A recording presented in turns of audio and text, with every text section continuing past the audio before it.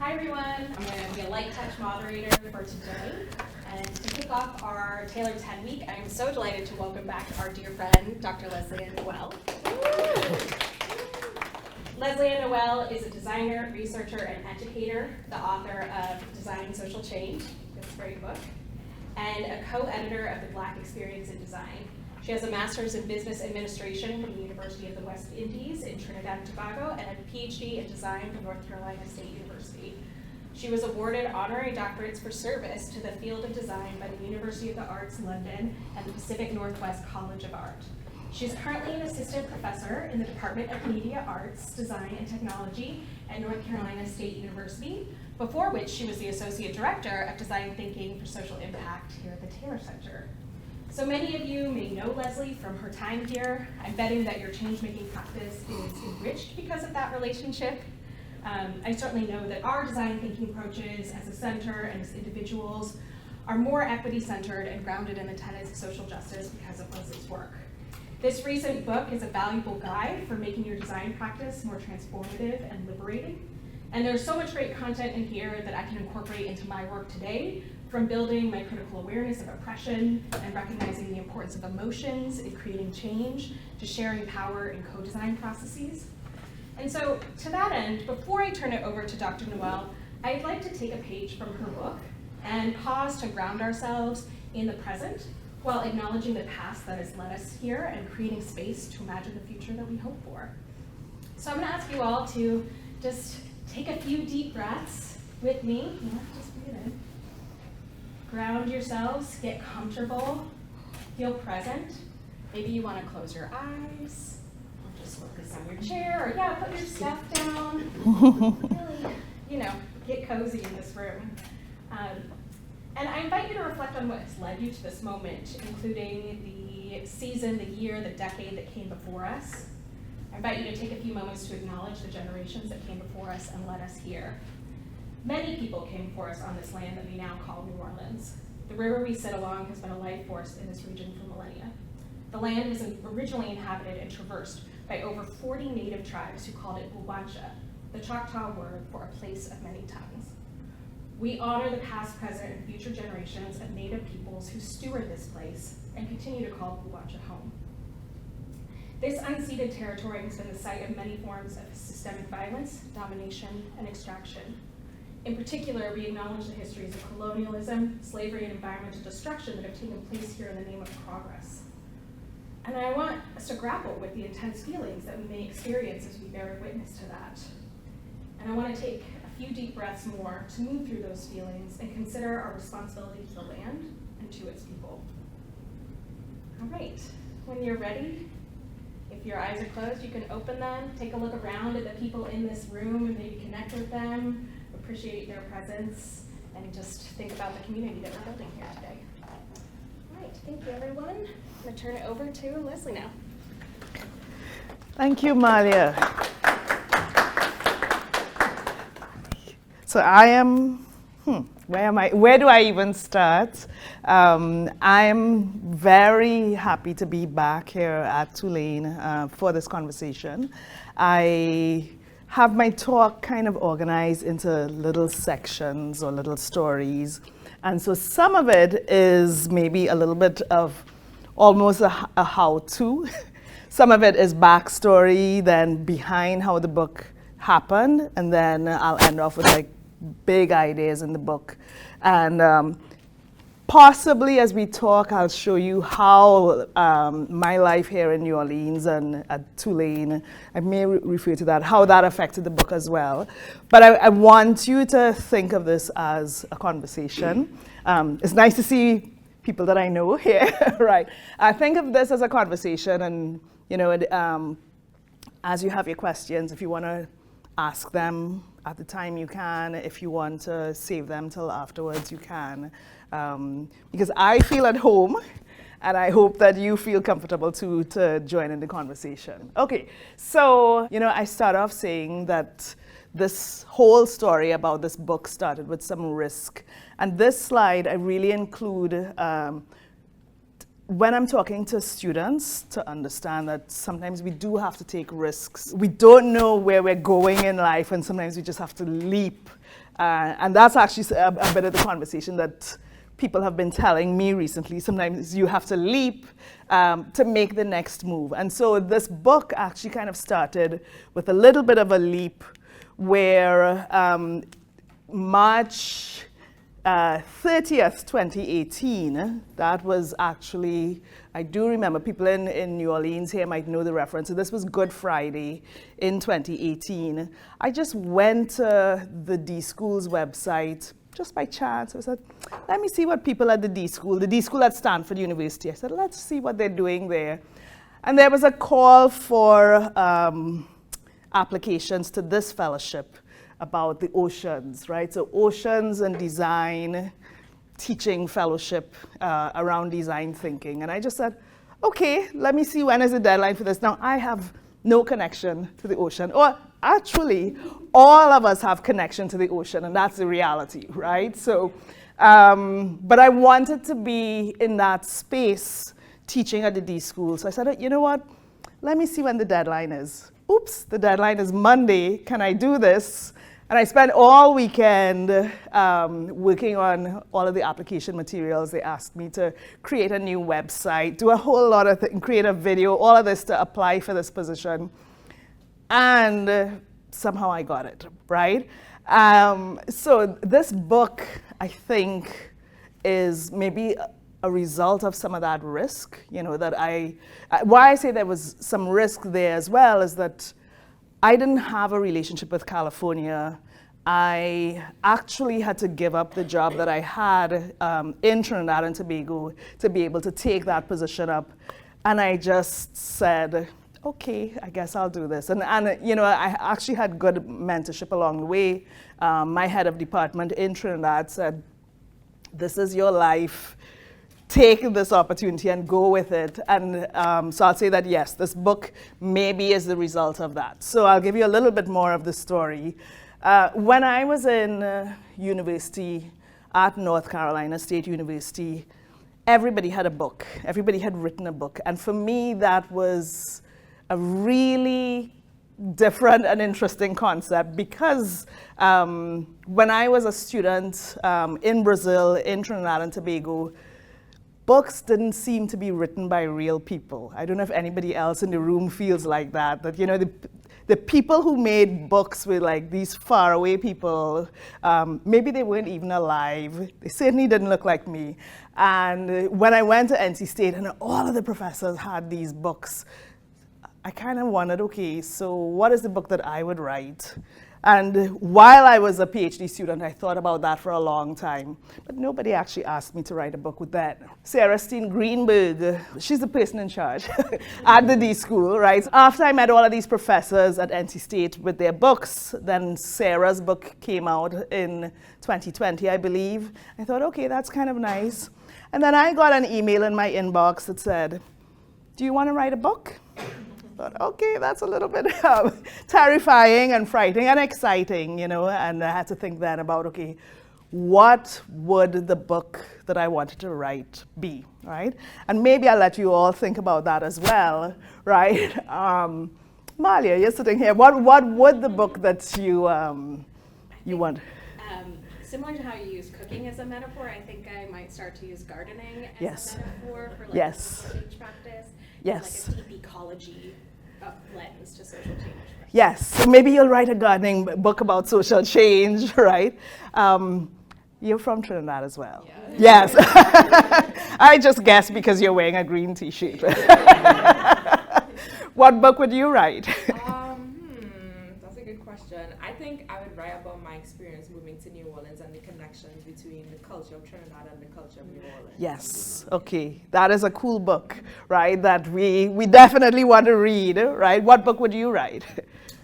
Ooh, I would write a book that's based off my life, but understanding like the different intersectionalities of being gay, black, and male, but also being from like the South. Yes. And like how I have to navigate certain spaces. Yes. But also debunking myths. Yes. And also teaching people about like queerness and like how that and southernness blend together. Okay. and we are waiting to read your book. Right? So I guess the point is that people like us can write books, right? And, maybe people aren't asking us all the time to write them, but we have these books inside of us. So I spent a little time trying to figure out, well, actually, okay, this slide says about me. I'm going to do a little bit of a segue to the about me so you could understand, like, maybe how I came up with the book that I wanted to write, because the three of you actually talked about books that interested you that were deeply affected by your positionalities. And that's the same thing that happened to me. So I had to think about, who am I really to be able to put this book out? So I'm starting with this slide here about Taylor and Tulane and New Orleans, because actually even when I left New Orleans in 2021, I was surprised at how my 2 years here changed the way that I think about the world and changed the way that I talk about design and change and even dreaming and utopia. And I was interested in, of course, all of these things before I came to New Orleans.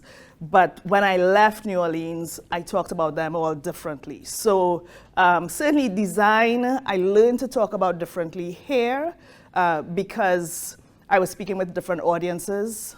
Before I came to New Orleans, I was accustomed to really always being in a design school and not having as many cross-disciplinary or interdisciplinary or transdisciplinary conversations about design. And really here, I learned to talk in different ways. So like Mallory, our conversations about design were really radically different. Every time I talk about your work, I'm so excited. I say, imagine Latin and design. How do those things work together? Or math and design, public health and design. So that was really exciting. Let's see, what else did I change? I think people in this city talk differently about, I don't know if I should use the word differently, but yesterday I went to Studio B. Yes, Be Mike's studio. And I could really see that there is a different kind of conversation about dreaming and utopias and blackness and, that you get here that you don't get in other cities, right? So that's another thing that changed. And then before I came here, really, I was not in this world of social innovation.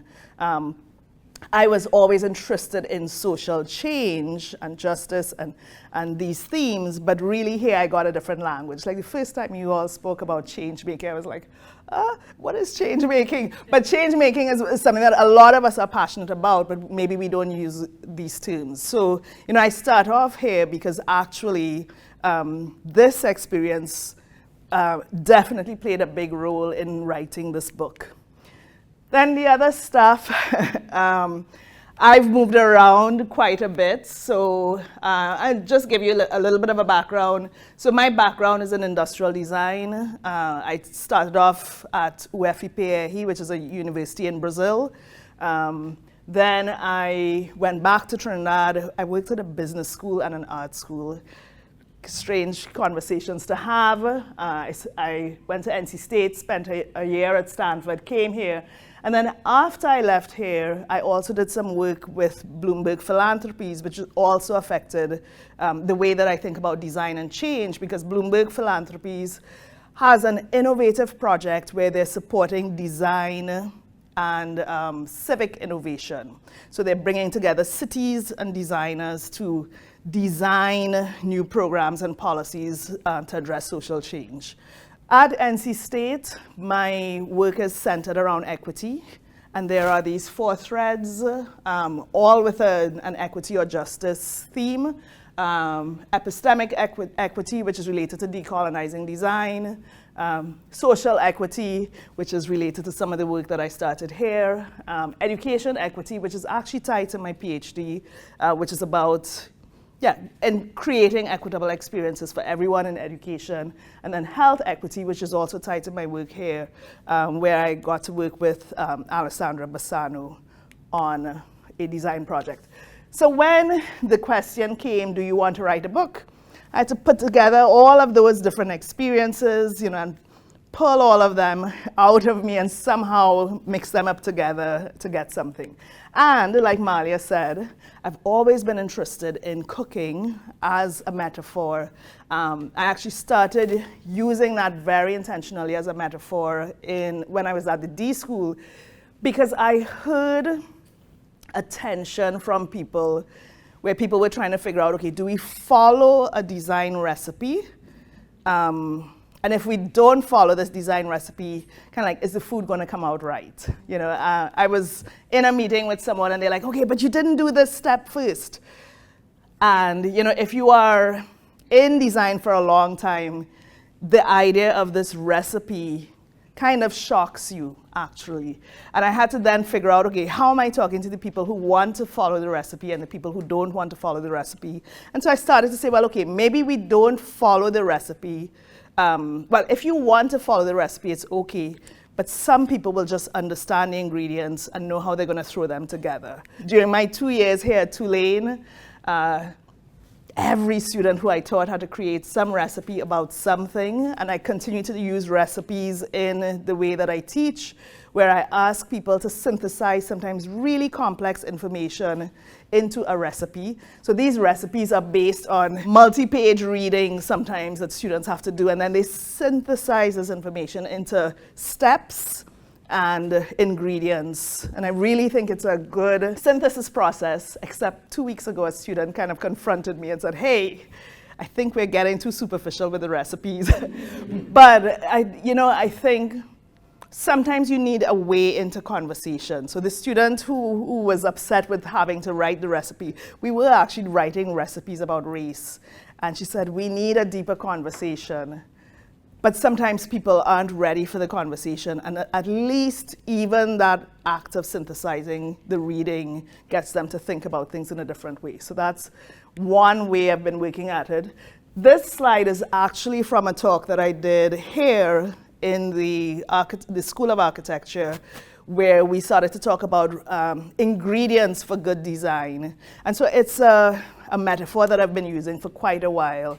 And this image was from a talk that I gave it's an art school in the Pacific Northwest, Pacific Northwest College of Art. And I was talking about what are the ingredients for good design. And actually, this image ended up in the proposal for this book, right?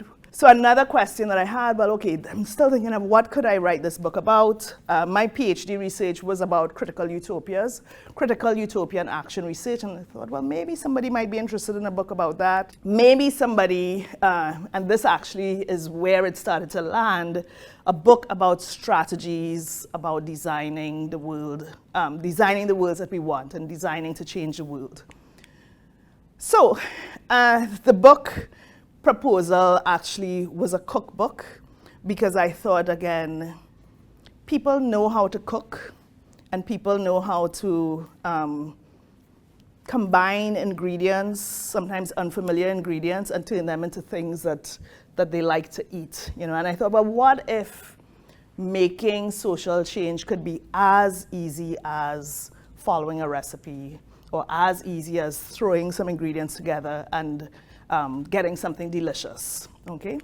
So this is the actual name of the book in the proposal, the Caribbean Afro-Feminist Design Thinking Cookbook. Because one thing that was really nice in this process is that at the D School, they just allowed us to have a lot of fun in creating the proposal, writing the book, working on the artwork afterwards. And I was telling Malia earlier on, I've worked on actually 4 book projects over the last couple of years, and this was the most interesting. 2 of the projects we just abandoned completely, but this one was a lot of fun. And then they kind of, so they let me run with a metaphor, and they allowed us to have a lot of fun, and then they kind of fixed and tweaked things later on. But it is that playfulness really allowed this book to develop. What was the concept? It was a cookbook about change, and the idea is that there would be these 10 recipes that challenge the way things were done. And these recipes would be about hope and resilience and thriving and growth and change. And most importantly, it was going to be a non-academic book, which is an interesting actual writing challenge for an academic, because we write in we use a different language.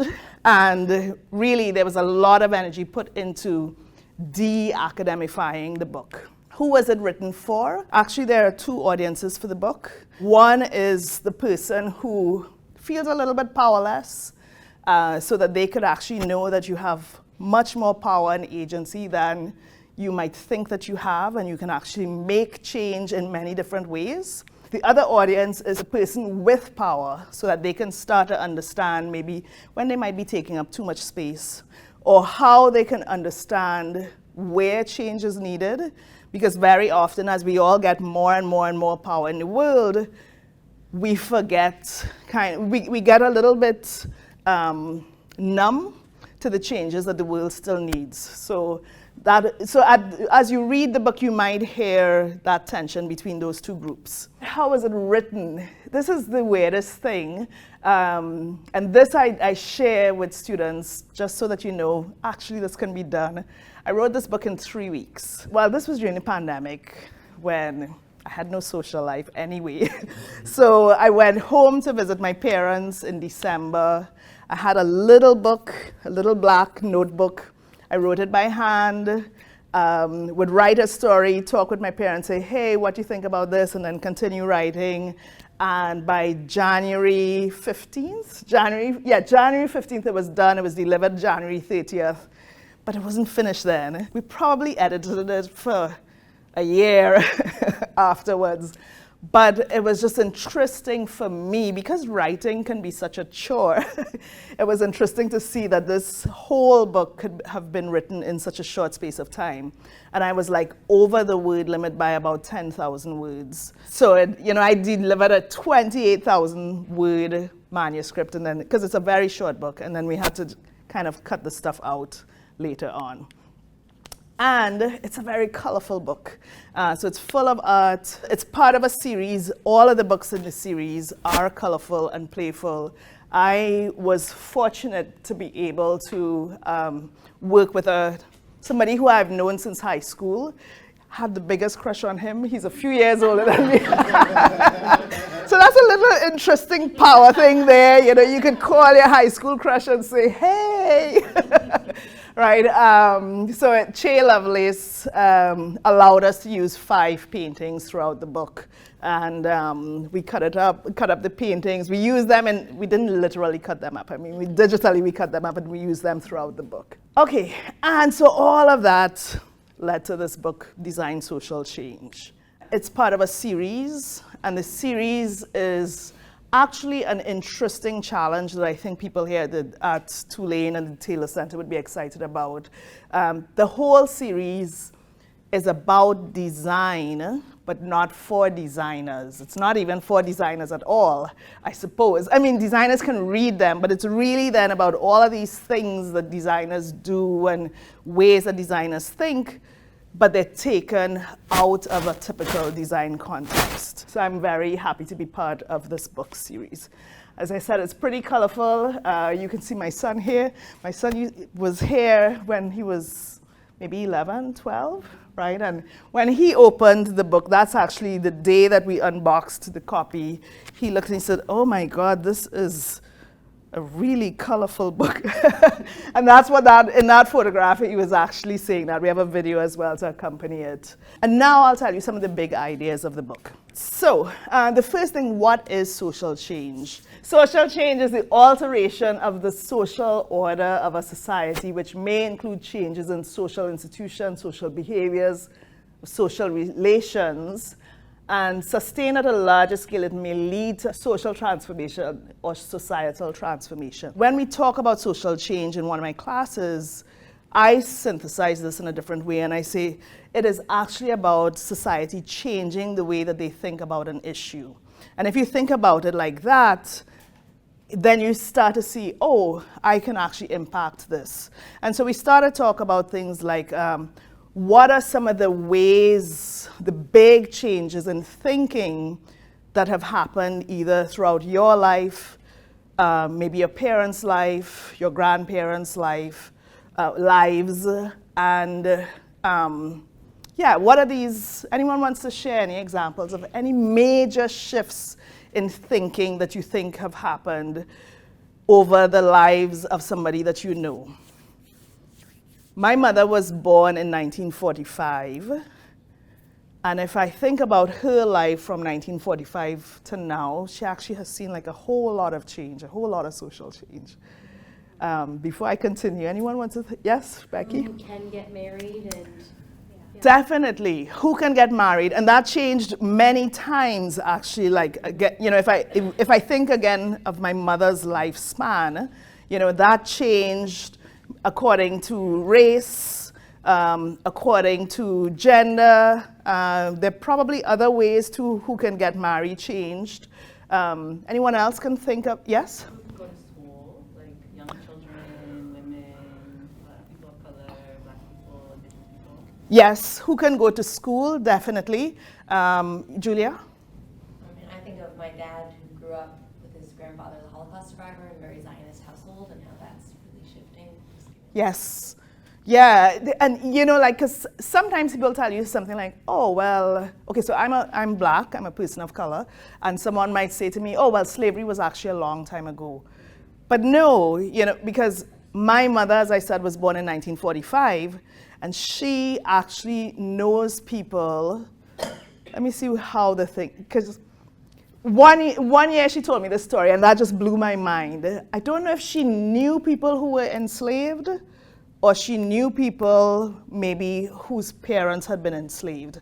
And if you think about that, that's a really short time. And when people tell you stuff like, get over it, no, you know, we can't, because actually it's too recent history, right?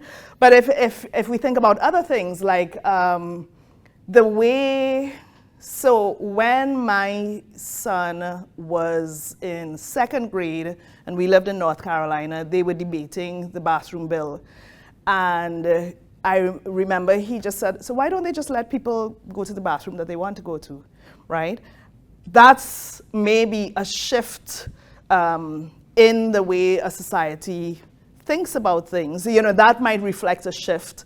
And then it means that when his age group are, when they're the ones making the rules, then yes, society would probably have shifted again really dramatically. Anything that people thought now they needed to control, maybe in 20 years' time when my son's generation is making the rules, everything would have changed. And then that affects everything. So that's social change. That's maybe an oversimplification, but that's a way to think about it. You know, how are we getting people to change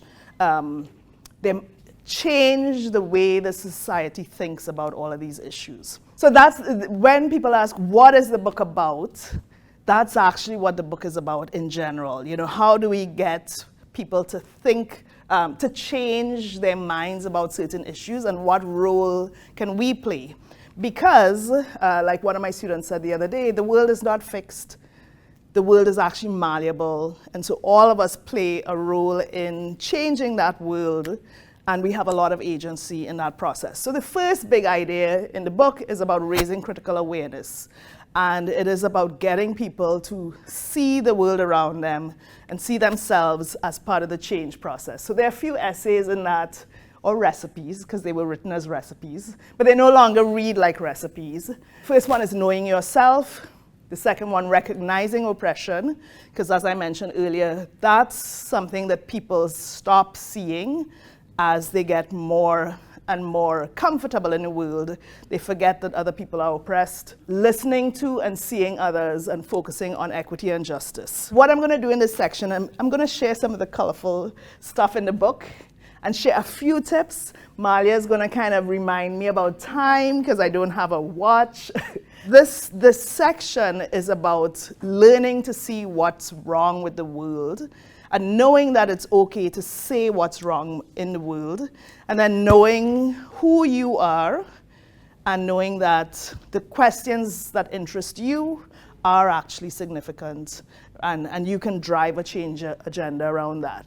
This is a positionality wheel, which is a tool that I actually created before I came here, I think. I created this tool in 2018 when I was still at the D school, and I started every single class asking students to think about their positionality. So these are just some sample identities that I ask people to reflect on, but according to the design issue that we're looking at, maybe there are other identities that are also significant. So we talk, every design class, we talk about race, gender, age, ability status, marital status, where people grew up, level of education, and all of that, so that we can understand that each person who is in the design process is actually bringing all of these identities into the work that they're doing, and all of these agendas and biases, and not biases necessarily in a negative way,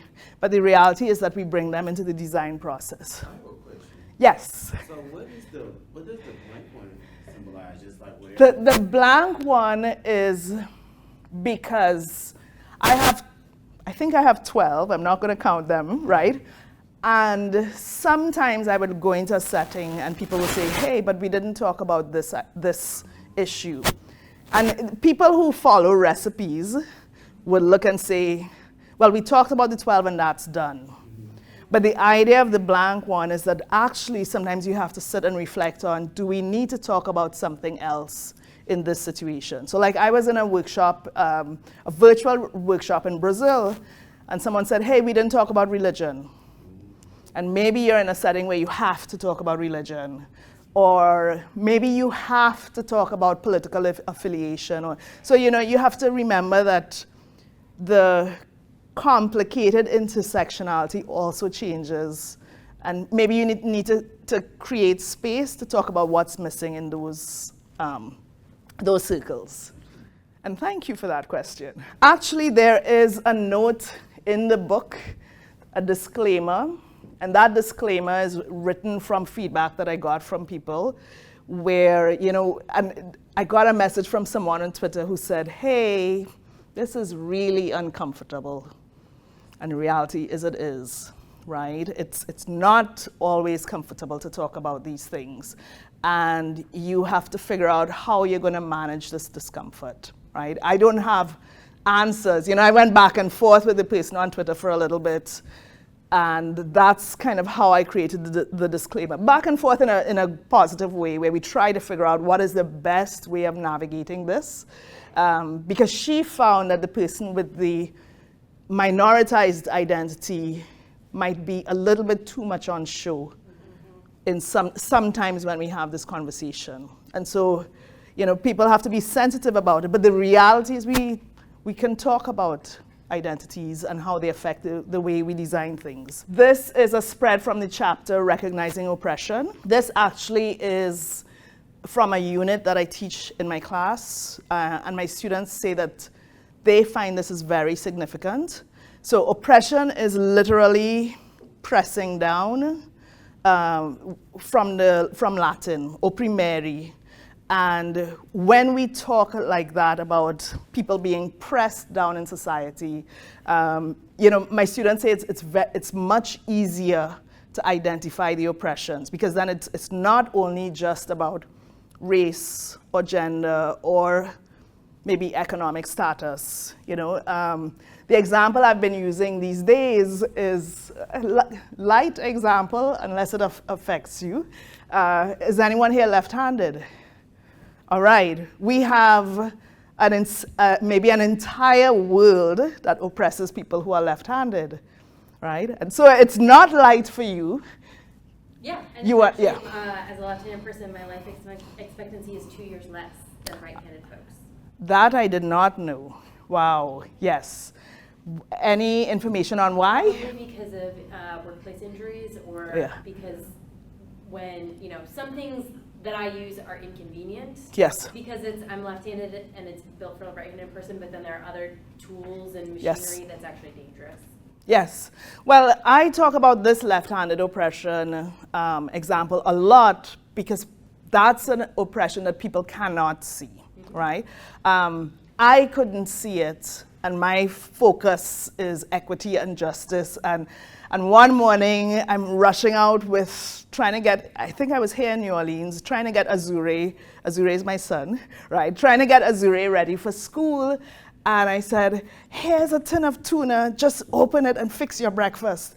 And he picked it up, and he looked at the tuna and the can opener, and I said, what is wrong? Just open the tin. And he said, this can opener does not work for me. And I thought, wow, here I am in all of this equity stuff. And I can't see this, you know. So, you know, if you keep that in mind, that oppression is about pressing people down, maybe then you will see the world differently. And then as a designer, as a change maker, then you have to think, okay, where am I going to try to either bring people up or make sure that that oppression is not happening, right? Let me move forward or else we'll never finish. Question I like to ask people is, what are the barriers to thriving for the people who you work for? Sometimes I work with cities, and I ask specifically about that. You know, how can people thrive? Because it's not good enough just to get people to just surviving, right? And some of the themes to get people to think, and there's a little section in the book about this, end racism, end heterosexism, end ableism, end xenophobia. What needs to change in the world around you, and how can you make others aware of the change that is needed? And that's when the students get all fired up and say, well, I'm going to change whatever. I'm not telling people what to change, but I want people to change something. All right, and there's some little pages I'm kind of going to go through. This is maybe conversation that I learned more effectively when I was here at Tulane about all of these intersecting, these different levels of oppression. So there's an example of this in the book as well. And there's a checklist for equity, which I think, Malia, I remember double checking this like list of questions with you. And actually, IDEO put out a blog a few months ago and actually referred to this checklist for equity, which was kind of interesting because we probably see IDEO as a place where no one cares about equity. This was recorded, right? But you know, to actually have David Kelly write that maybe this is the most interesting thing in the book, that's kind of nice. The second big idea in the book is about deepening your emotional intelligence. How does it feel? And there are a few essays in this section: leaning into anger and joy, being intentionally oppositional and stronger together. In this section, there is a feelings wheel, which came definitely from you know, people who work here at the Taylor Center. You all still use this, yeah. Know that that there is this conversation about the feelings wheel. But really, to be good designers, we have to learn to read emotions, and not just the good emotions in quotes. It's the whole variety of emotions. So I write very specifically about anger first, because anger is an emotion that's really very suppressed. People are very afraid of. You probably know in Trinidad, like if people start burning tires in the road, which is a form of public anger, everyone says, why are those people burning tires? But the question really is, what is making people so angry? Not why are they manifesting their anger in this way? And that becomes a design kind of lever that we could figure how we react to that. So anger can provide cues on change that is needed in the world. It can create momentum. It's like an additional spice that is needed for change, and don't be afraid of it.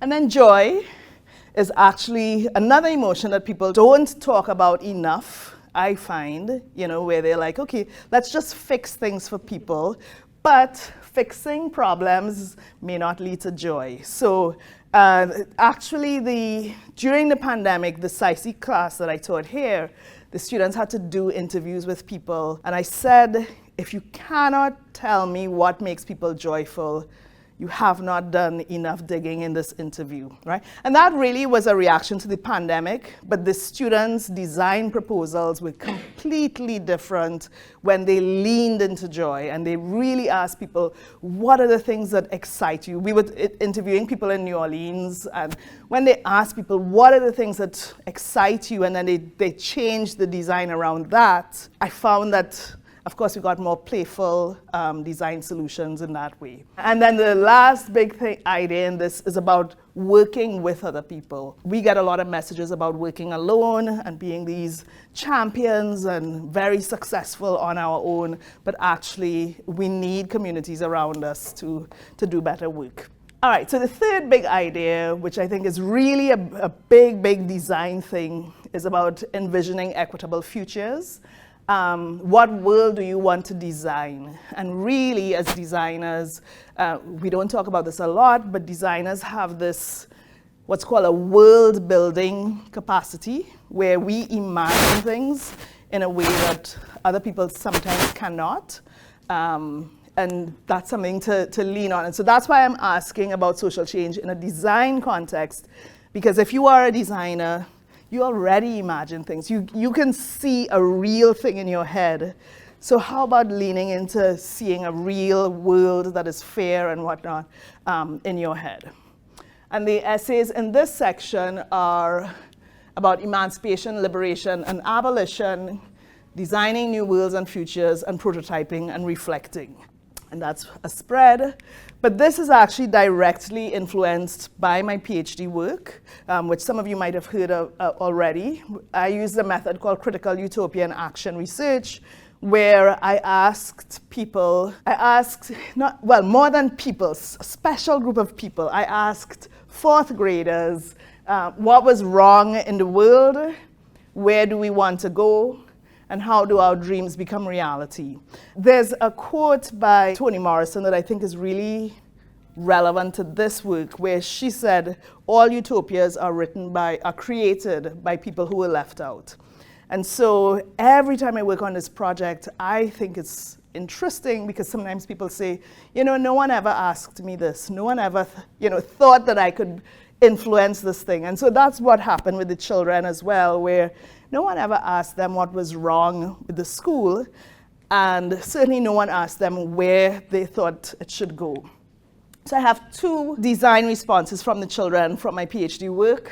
The first one, this child up top, people, when I asked him what was wrong with the world, he said, I kind of like to go to church, but I don't want to wake up on a Sunday morning. And I don't want to leave my house, right? And then, the way that they addressed that issue is that they were going to create this fantastic app, and people would talk to other people in church. I'm like, okay, that's kind of interesting. But this was in 2017, and that's how my mother went to church in 2020. This child really foresaw the future, right? And this other child below said, what's wrong? She says, my school smells. I mean, who would think that a child would make that significant? Even the principal, when he saw this drawing, he said, wow, I had no idea that this affected the children like this. And then the child drew the school of the future, and there was no smell, right? I'm always actually interested in design outside of just designing products, and maybe design being used for other things. In this experiment, we were able to see design for communication, where the children were able to communicate very clearly with their principal in a way that they had never been asked before through these drawings.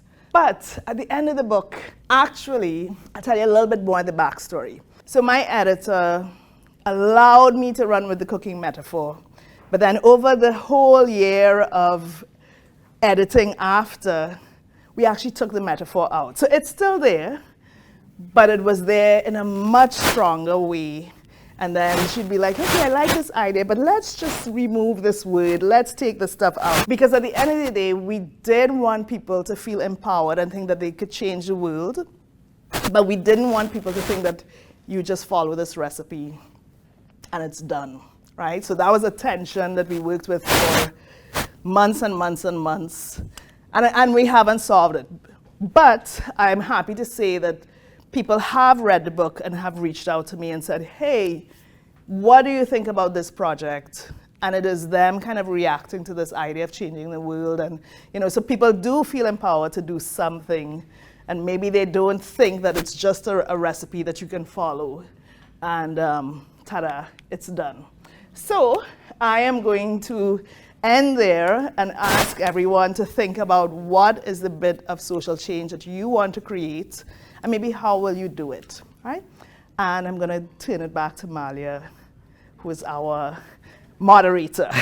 So thank you. Yeah.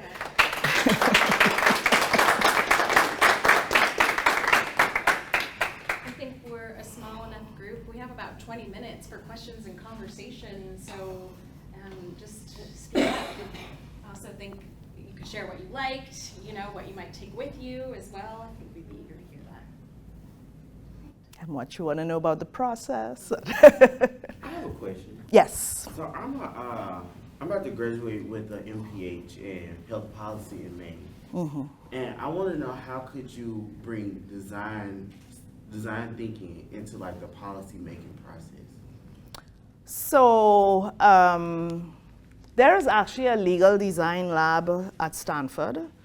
And I mean, I don't remember, I haven't kept up with what they do, but I do recall like seeing them create workshops, maybe to have people co-create policies, because before I was in that context, I didn't really understand maybe like how laws are made, right? And maybe I still don't understand how laws and policies are made, but I always thought it was something that happened further away from us. Some lawyer decides on something and writes the stuff and then takes it to government.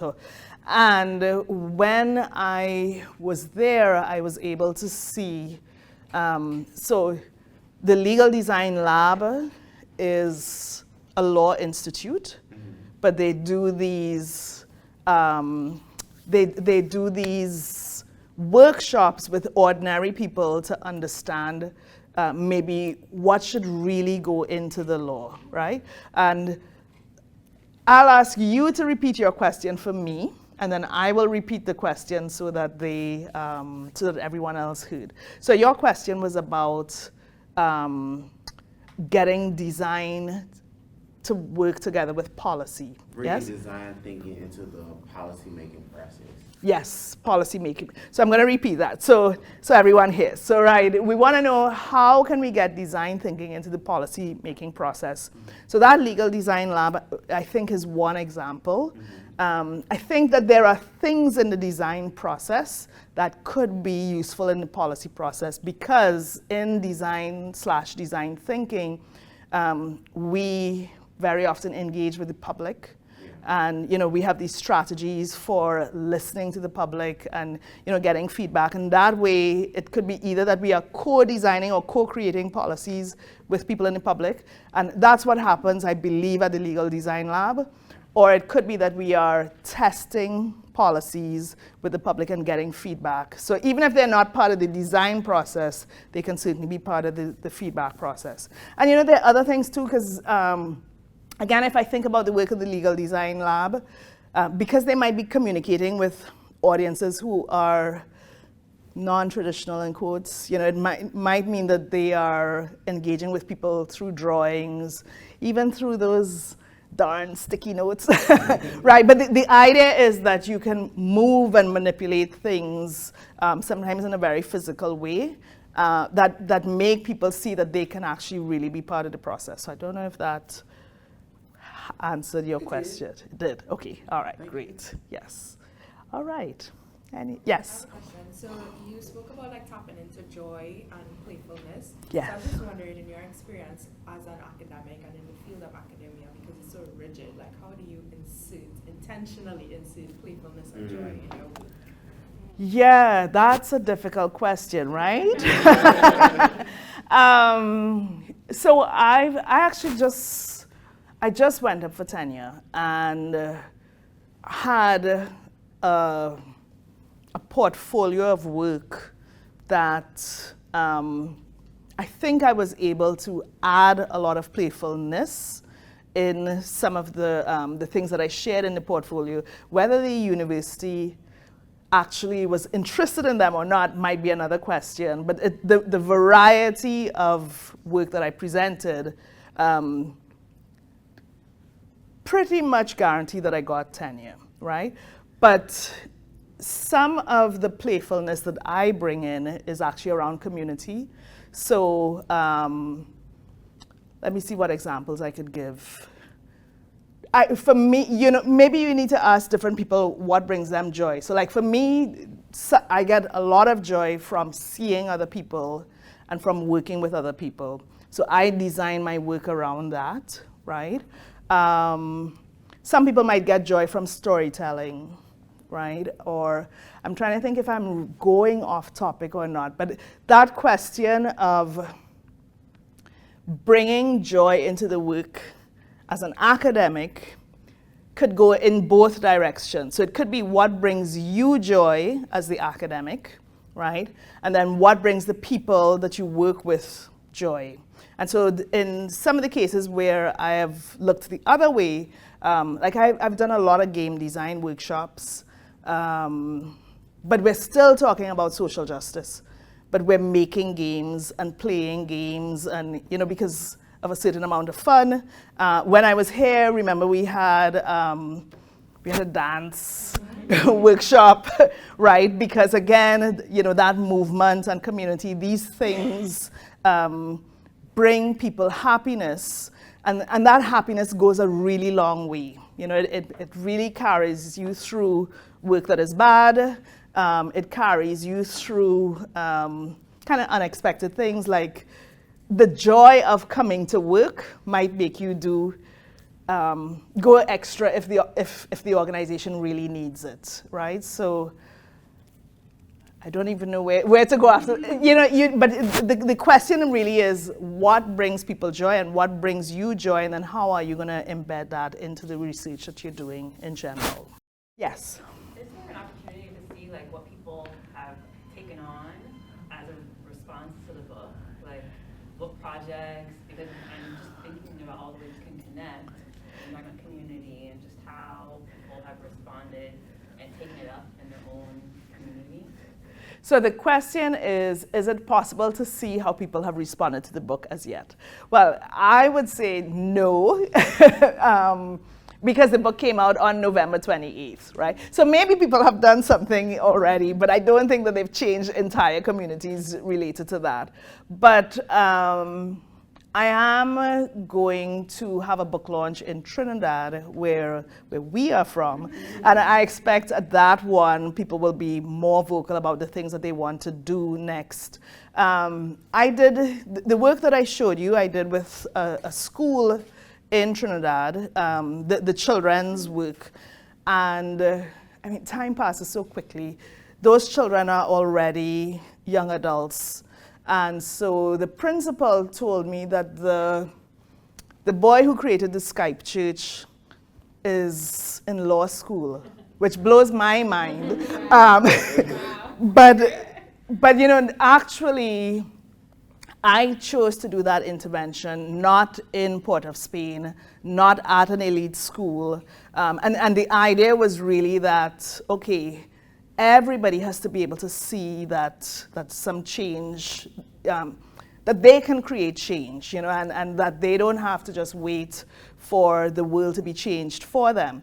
So I want to say, I mean, it might be too grand of a claim, but I want to say he went to law school because he could see that he could change the world.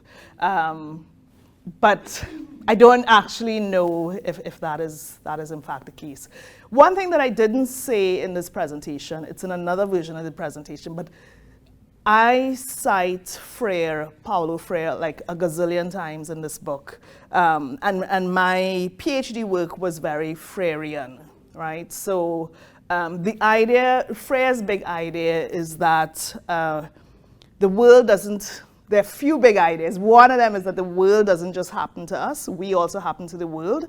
And so we have a lot of agency to change the world. It's kind of our responsibility to change the world, leave the world changed as we pass through it. So, I'm not answering your question specifically, but, that's one of the big takeaways that I want people to have, that, it doesn't have to be the way that it is. And everybody has design abilities. So we could try to figure out what it is that we need and do something next. When I go to Trinidad next week, maybe somebody will tell me, hey, this is what I did. Or maybe a year from now, people will tell me. But as of now, no, I don't know what people have done since. Yes? First of all, thank you. I loved your presentation, and I loved reading the book. Thank you. Could you talk a little bit more about prototyping social change? And how you would suggest folks try prototyping something that can be visionary and ambiguous and good and bad, Yeah. So can I suggest ways that people can prototype social change? That might depend on what people want to do. So sometimes I work with people who just want to create an awareness of an idea, and their prototype might be a poster. Their prototype might be a draft of a new policy. But the idea is, can you move an idea out of your head into a form that people can see?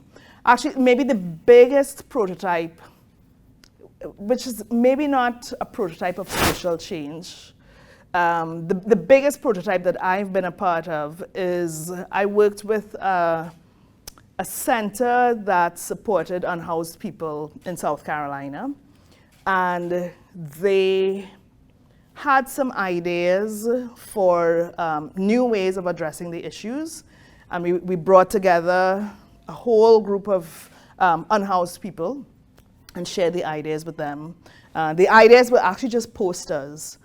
And then they gave feedback on what they felt worked and didn't work. So, maybe if we think about the idea of prototyping social change and we break it down into smaller things and say, well, what are the things we want to do to get to that social change, then it's easier for people to think about prototyping that smaller thing. But each thing that we make cumulatively adds to the idea of social change. Or if we think of some of the terms that people use here, at Tulane and at Taylor, collective impact, if an entire class is working on one issue, homelessness again, and each person comes up with a prototype for something, cumulatively, everybody is starting to then kind of shift the needle. But it's not one prototype that they're working on to create social change. It's that all of these little ideas are going to change the way people think about an issue. Yes? Hi, thank you for the chat. So I liked one of the highlights from what you said, especially in the beginning, was about teaching people how to learn critical thinking, which is something that I caught on to, especially considering with this type of space, you can imagine at least majority of the folks in the room have some idea of social justice and design thinking, and so somewhat thinking about, say, with how you're going to be having these types of conversations with the community and having folks who maybe are not as aware, or maybe, let me say, have a bigger learning curve than others. And so I'm kind of thinking about how you somewhat shift even just like the verbiage, the language, while communicating with the community-facing end of design thinking, and what your experience has also been like as you're trying to navigate, again, talking about something that is this important to maybe a space that is not as receptive to the idea. Sorry, that's a loaded. Oh boy, a lot of questions. So let me see if I got the question. So you asked about talking about change with communities that are less receptive. And then you also talked about, hold on, I lost the other idea. The language that we use. What was the question about the language? So like with the language, for example, with you, let's say even mentioning critical awareness, right? Yes, that yes. Is something in an academic space, folks are somewhat used to hearing, and so it's like, okay, that's something I can think about. Whereas, again, not that it's not happening in those spaces, but maybe that's not how that would be received. received, if you Yes. really love. So yeah, that's kind Okay, yes. So with regard to language, let me address that one first. One thing that has been very useful for me moving through all of these different kind of design, social innovation, community, non-design, moving through all of these spaces means that I've had to learn to de-jargonize my language, right? And I was in a relationship with someone and said something about, okay, now we're gonna ideate. And the person looked at me with the blankest face possible and said, ideate? This is not even a word that people use. And if I talk with all the design people, they'll be like, of course we say ideate, right? And so to address that question of language, we have to figure out what is a language that really works in the communities that we're in. So those 3 questions that I use in that critical utopian action research, those are design questions, but they don't use design language. Everyone can identify what is wrong with the world. People are full of critical feedback. Everyone is critically aware, actually, right? So everyone can be super critical, and that's actually always the easiest part, where we try to figure out what question we're focusing on, or not figuring out the question, but being critical of the world or critically aware is surprisingly easy when you give people the right prompt. You don't have to use conscientization, which is Paulo Freire's term, but you can ask people to be aware of the world. And then I don't have to use a term like ideate. I can say, well, how do we get there? What is the thing that we're going to do?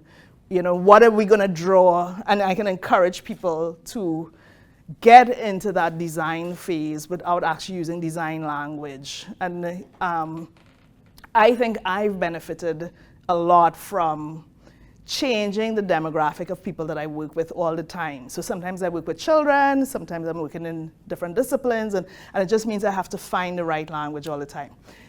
With regard to designing with people or being in spaces with people who are less receptive. So they are less receptive in many different ways, and so it might depend on which context you're in, right? So if it is that, I'll share an anecdote from maybe 2 weeks ago. And I didn't have a good response. I didn't have an answer, but I'm just sharing a context. So I was in a class and we were talking about feminism. And it's the same idea of wanting to change the world and what do we need. And I had 3 female identifying students who really went on and on and on about how feminism is ridiculous. And I can't actually even share.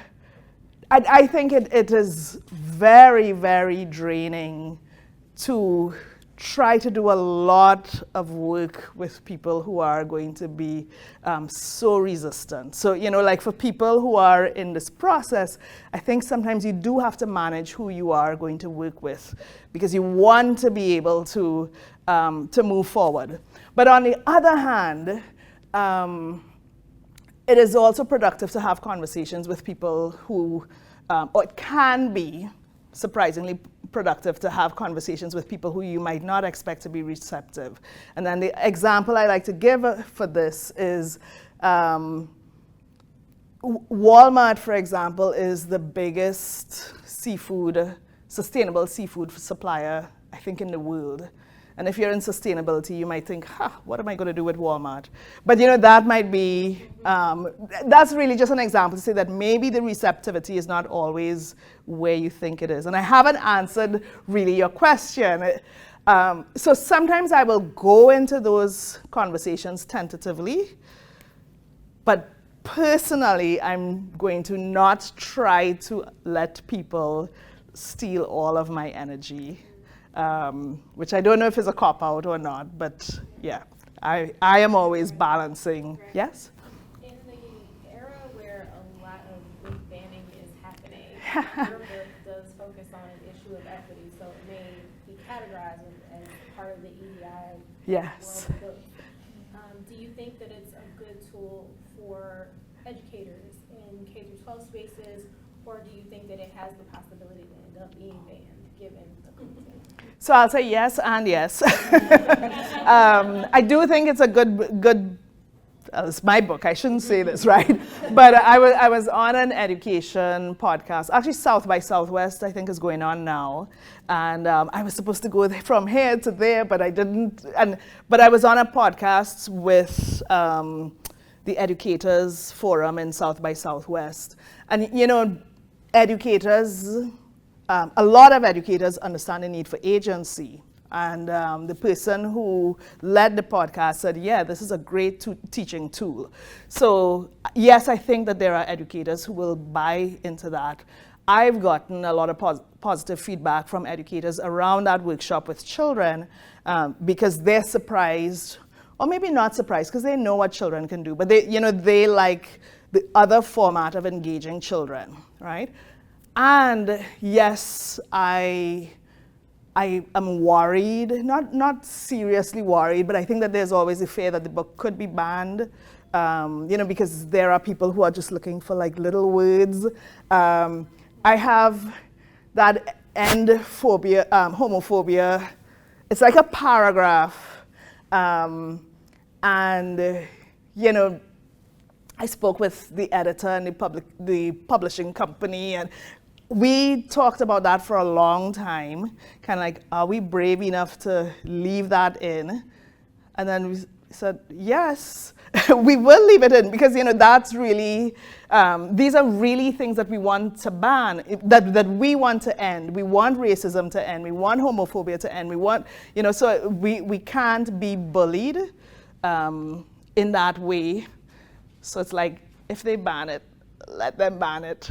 And actually, the other book that I was involved in, that's the Black Experience in Design, that was released in 2022. We were very, very, very worried that the book would be banned.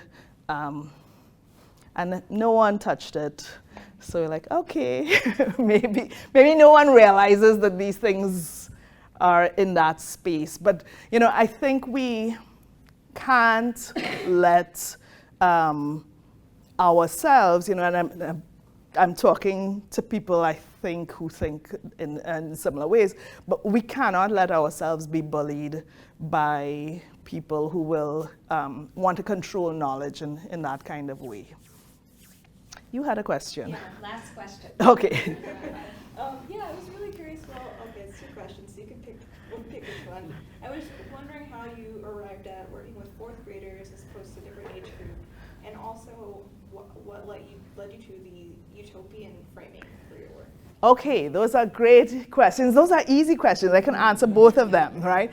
And so the first question is, how did I decide to work with 4th graders? So I start off classes talking about positionality, and the reality is my own positionality ended up influencing how I structured my research. So my son was in 4th grade when I did that research. And it meant that, this is my first major research project. I could see a gazillion flaws in this now, 6 years later.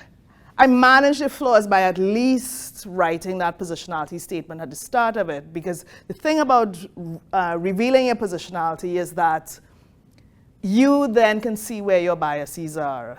So, of course, I had a bias in creating an intervention around children who are the same age as my child, right? And, there were other biases that I found out when I wrote my positionality statement for my research.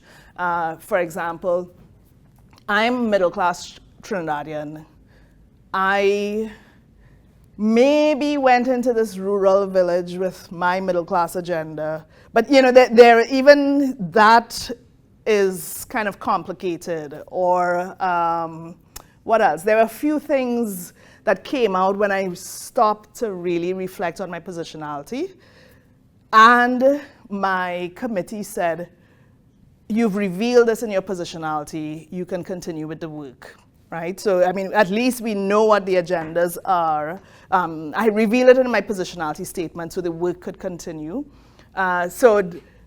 I also did some other work where I did some psychology classes, and I don't remember the exact term.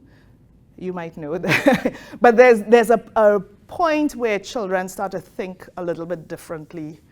And around that fourth grade age is around that point where they might have that greater awareness of the world around them. So it's like almost like that might have been the lowest age that kind of work might have made sense. So all of that was around that, why I picked that age. And then what was the other question? Remind me. Oh, just the utopian framing of it. Oh, so that's not actually my framework. I found it when I was doing research. I was looking for other frameworks that people had used in doing research, and that was actually, I believe it was a Scandinavian framework. It's actually not very popular. Like if you look for it now, I might be the person who has written the most about it now, but it was a public engagement tool where they brought all of these people together in a workshop and got people to really criticize something that had been done, and then they used the other 3 questions. I don't think that that work wasn't done by designers, so they didn't actually get into the design process. And what I did that is different is I took that framework, it was an action research framework that people were using to understand how people felt about issues, to create public engagement. But as a designer, I then added that part to it, saying, well, okay, we figured out what's wrong. What are we going to design next to move forward? Right? Yes, thank you. Thank you, everyone. Thank you.